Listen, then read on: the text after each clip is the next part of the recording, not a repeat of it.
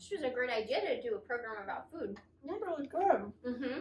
So, since we get to eat food for this program, Mm-hmm. I'm saying next we do a program about beer. Oh, Cheryl. Wouldn't that be awesome? It'd be pretty cool. So when are we going to start doing our I think we're rolling. going. Save that for later.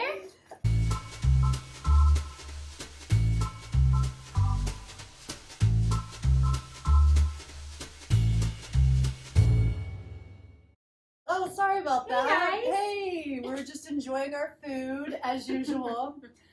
Welcome to A Feast for the Eyes, Food and Movies. I'm Cheryl. I'm a librarian here at the Southeast Branch Library. And I'm Margaret. I work for technical services here at the Southeast Branch Library as well. And Part of the St. Johns County Public Library System. Nailed it. And today we're going to give you some of our favorite selections of movies that you can find in the library about food. Sumptuous movies. Yes, sumptuous, delectable, delicious films. Mm-hmm. Although, I don't know about you, but I found that a lot of these movies were obviously about more than food. They really deal with family and relationships and bonds. Finding your place in the world. Yeah. And the food brings people together, too. So, I'm pretty excited about my choices. How about you? Yeah, me too. Yeah? Yeah. So, We're going to try to do 1 minute synopsis of each of our movies. Synopsises? Synopsises. Synoptulopsiplorus? I don't know. Snuffleupagus? Oh, yes. We're gonna try to do 1 minute synopsis. Reviews. Of our movies. Okay. Are you ready? I'm ready. Okay. And 3, 2, 1. This is The 100-Foot Journey. It stars Hassan, played by Manish Dayal, who has the sweetest smile, and he moves from Mumbai, India, to southern France because they get in a kind of a car failure situation. They had to leave Mumbai because his family's restaurant got burnt down because of unrest. His mother unfortunately died in the fire, which is very sad and tragic. And so they moved there. He has this case of spices from his mother that he tries to imbue in his recipes in their restaurant that they create in this little town in France. He falls kind of in love with this girl that works at a rival restaurant that is owned by Helen Mirren's character, Madame Mallory. Love her. She's great. And things happen, and and he cooks a lot, and he kind of cooks for Madame Mallory. She ends up kind of liking him. I don't want to ruin everything. That is pretty much the whole thing. All right, my turn? Yeah. Okay. All right. Oh, this got a 68% on Rotten Tomatoes. Are we going to redo this? I don't know. This got a 68% on Rotten Tomatoes, and it was filmed or came out in 2014. Very cute movie. I really like the cultural aspect. They did kind of get into a lot isn't this cheating? upheaval in France, and it was interesting to see how that all happened. I don't see no time. Oh, I know. But I had to say it. It was like the She's cultural cheating. thing was really interesting in this movie. All right. Cheater. Okay. Cheater. Okay. All right. I'm just going to hit start. Start. Oh, Yep. you need to see it. Yep. All right. Ready, set, go. Dance All for right. Woo. Woo. Chef Jon Favreau stars. This star-studded cast has everyone. Robert Downey Jr., Sofia Vergara, Bobby Cannavale, John Leguizamo. Jon Favreau, who also directs, plays Chef Casper, who through a series of social media mishaps ends up in a feud with Oliver Platt's character, who's a food critic. He loses his temper, he goes a little nuts. His son and himself have a little problem bonding, so they decide to buy a food truck. The music is fantastic in this, I just want to say that. They travel across country, the food is sumptuous and delicious, and he studied under celebrity chef Roy Choi in order to prepare for this film, and he decided to make a smaller film because he was making Iron Man at the time. I really enjoyed this. Sofia Vergara plays a wonderful character. I've never seen her in a more serious dramatic role, and I think you check it out. And it was made in 2014 and had 87% on Rotten Tomatoes. Ooh. That's not easy. This is tricky. All right. Okay. You ready?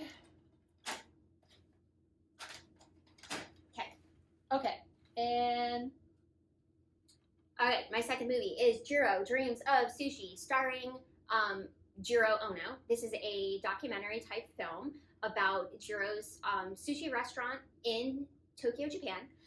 He has two sons, Yoshikazu, who will take over the restaurant, and Takashi, who kind of gets the short end of the stick because he has to go out and make his own restaurant and can't be part of his father's.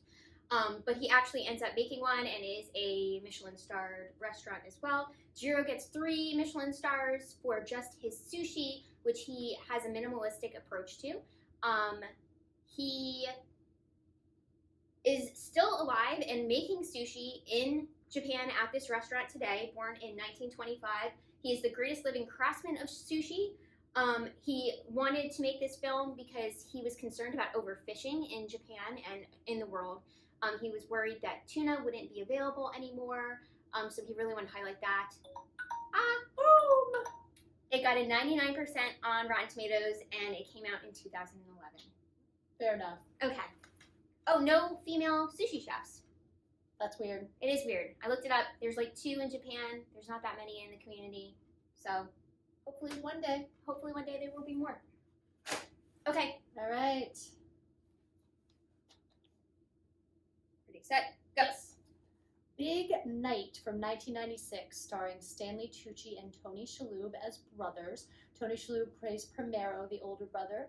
Stanley plays Secondo, the younger. It's set in 1950s New Jersey. They have opened an Italian restaurant, came over from the old country, cook beautiful, sumptuous food, but their restaurant is failing because their competitor down the street is pulling in all the business.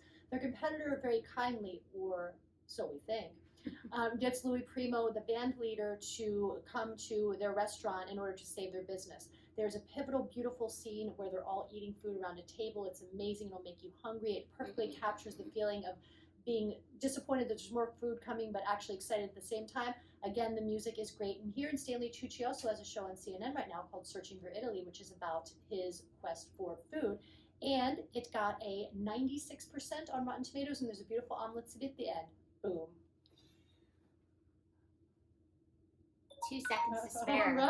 All right. There's got to be something about omelets, because in The 100-Foot Journey, he also made an omelet for Madame Mallory. It's a very simple thing to do, but just if done well, yeah, there's something about omelets. Love me some omelets. All right. Okay. Are you ready? I don't know. I don't think so. Okay. But let's do it. Let's do it.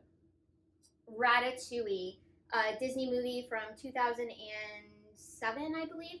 96% on Rotten Tomatoes. It is about a little chef named Remy who happens to be a rat. Odd pairing, yes, but he has a heightened sense of taste and smell, and that is a intrinsic part of being a chef. You should have a heightened sense of taste and smell.